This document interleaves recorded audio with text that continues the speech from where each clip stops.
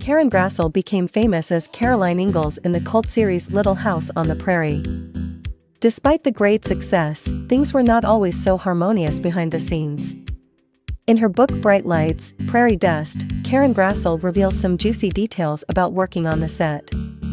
She also talks about the time she received a passionate kiss from her series husband Micheal Landon. It all started when the actress demanded changes in her contract and a better salary.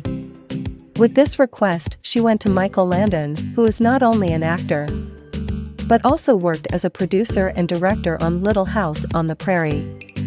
After a conversation with her co-star, his attitude is said to have changed all of a sudden. According to Karen Grassle, this was especially noticeable in a kissing scene that the two shot. Micheal Landon suddenly kissed her more passionately than usual. One day, out in the field, as we were finishing a scene and I was heading to an afternoon talk show, his usual peck to Caroline turned into a long and deeply felt kiss, says Karen in her book.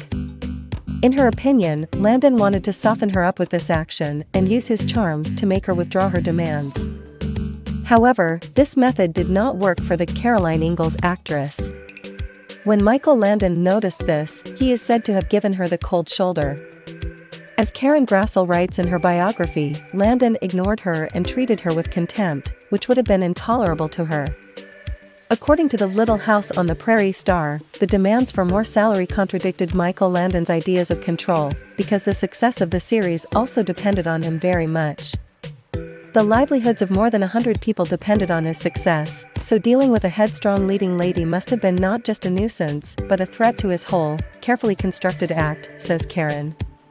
The inappropriate kiss, however, was not the only situation in which Karen Grassle and Landon clashed.